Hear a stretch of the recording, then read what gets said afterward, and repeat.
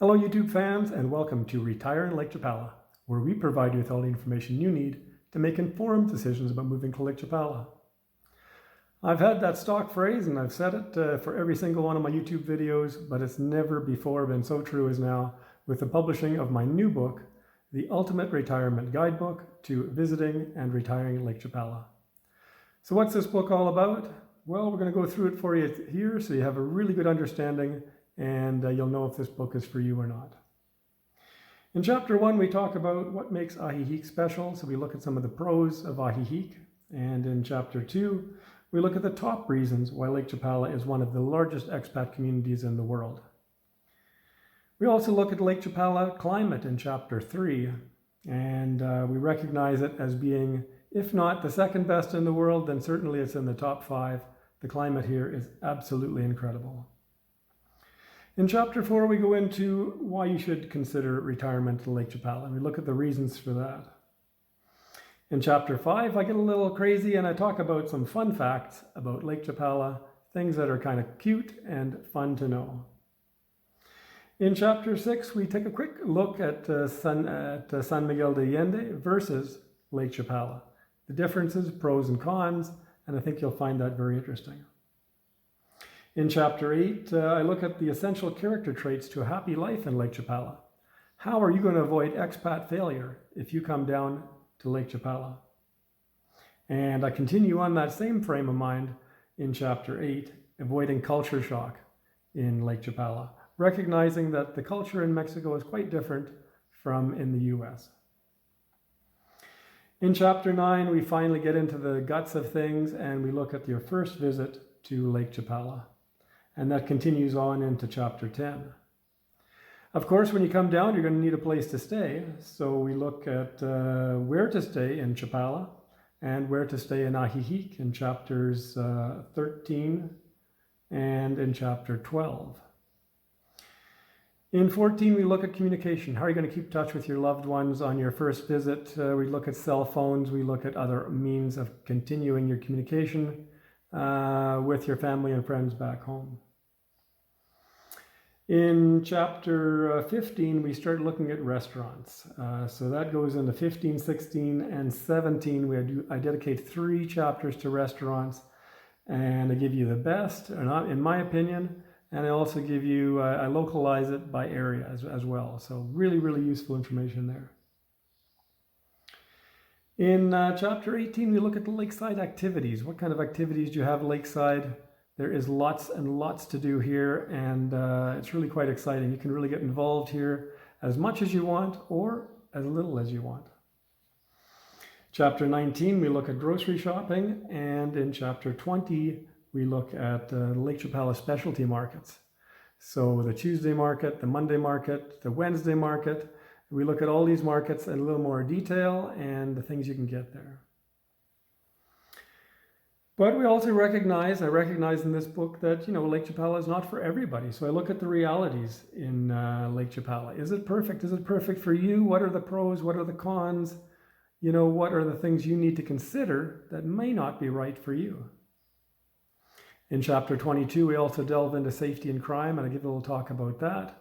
And I think you'll find that very interesting as well. In chapter 23, I also look at the state of the lake. It's been brought up so much. What is the state of the lake? What is the true state of the lake? Lake Chapala has been studied enormously by universities and other groups, and there's lots been written about it, lots of scientific papers published on it, and we take a deep dive into the state of the lake. In part 2, we get into the real guts of the whole book, which is, if you're serious about moving to Lake Chapala, part 2 is for you. And chapter 24, we start looking at Mexico visas. What are things you need to consider with Mexico visas? Is a permanente better or is a temporary better for you? We look at the pros and cons of each one of those. And we continue on with that in chapter 25 with immigration. Such an important topic, immigration and visas. 26, we look at the CURP and RFC numbers. They're important numbers to know, important numbers to have, important numbers to understand when you're living down here in Mexico. 27, we get into healthcare options. What are your options coming down here for healthcare? You need to consider that. We're all getting older, and it's something that it has to be at the top of your list to sort out. We continue on with that, looking at SkyMed, which is the emergency travel service that'll take you back to the US.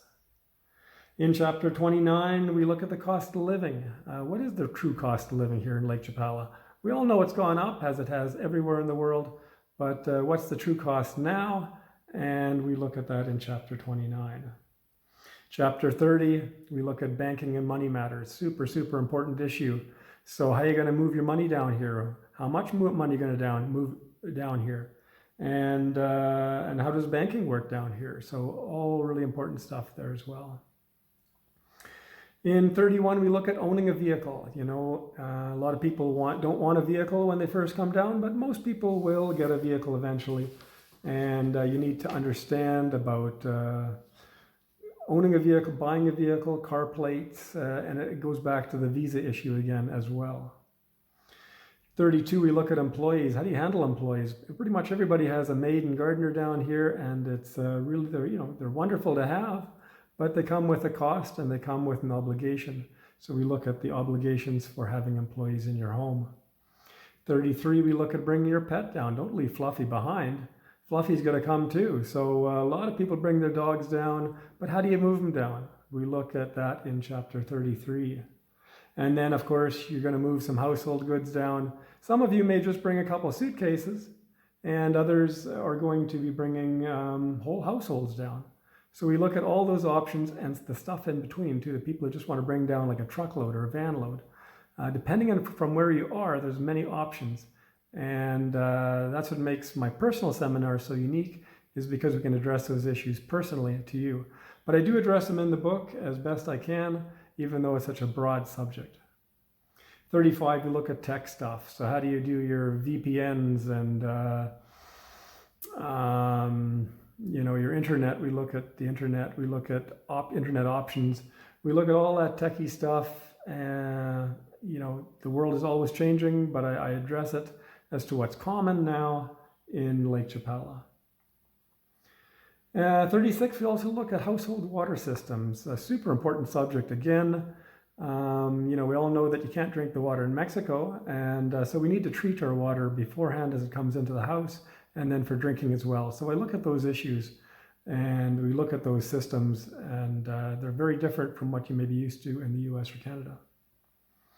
In 37, we look at the important role that the Notorio plays in Mexico. The Notorio, he's another level above a lawyer here. He's the most important guy. And he's the one who's going to be handling your real estate transactions, doing your wills, that sort of thing. So we look at his role in your life here in Mexico. Finally, we look at the third part of the book, and the third part of the book covers an in-depth look at housing. And whether you're renting or buying or building, you're going to have to live somewhere. So this chapter is really important. We look at the Lake Chapala communities in chapter 38. And I break it down to 5 areas, and you can look at the different areas. And there's lots of areas to live in here in Lake Chapala. And I give you a little blurb on each one of those. And we also talk about the types of homes available. I always say there's everything from tower living to living out in the countryside. And it's all here in Lake Chapala, other than really true city living. Really, there's everything possibly here, every type of housing here, and I look at that. In chapter 40, I look at the advantages and disadvantages to renting, and I follow it through with how to find rentals in chapter 41. And rentals you have to find by yourself, so there's lots and lots of different websites. In chapter 41, I give you over 50 ways to find rentals. So the links to all these places where you can find rentals, and that alone is worth its weight in gold for buying this book. In chapter 42, I also give you a rentals checklist. So once you start going around and looking at different rentals, you need to keep track of them, and this is a great way to keep track of them. We go into the buying side of things. So what are the pros and cons of buying a home in Lake Chapala? And what are the pros and cons of purchasing in a gated community? Is this something you really want to be in a gated community or not? Everyone has different opinions and views on that. And we look at the pros and cons of gated communities. I also look at, in chapter 45, evaluating a home for purchase. So, if you start looking by yourself, is this home overpriced? Is it underpriced? How do you evaluate a home? How do realtors evaluate homes? And I give you a real insight on that. And in chapter 46, we talk about buying a property and purchasing considerations. So what are the things you look for when you're buying a property?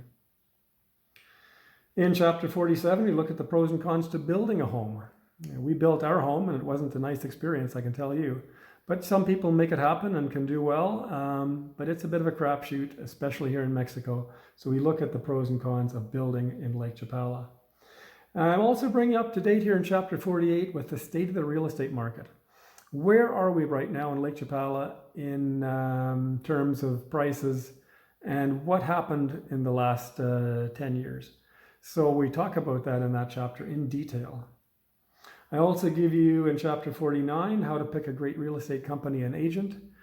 So important right now. Currently, agents are not licensed. So there's no licensed realtors here. So this is the important subject, to pick the right agent, someone you can trust, someone who has your back. And we go into that. I look at ways you can determine if this is a good agent or not. In chapter 50, we're looking at maintaining a home after the purchase. So what are the things you need to consider? We look at the costs of those things, and what do you need to do on a daily, weekly, monthly kind of basis or yearly basis to maintain a home in Lake Chapala. And finally, in chapter 51, we look at the frequently asked questions to purchasing real estate. Whether you're going to be buying a lot for building or whether you're going to be buying a home that's already done. There's important things you need to know about how the process works here, and I address that in chapter 51, the final chapter. So I think you're going to find this book absolutely invaluable to your needs, whether it's your very, very first visit, perhaps, or perhaps you've just heard about Lake Chapala and want to learn a little bit more about it. Or you're ready, you got your suitcases packed, your house is sold, you're ready to come on down, then this book is for you too. So have a look at it on Amazon.com. I'm going to leave you the link below in the description. Thank you for watching.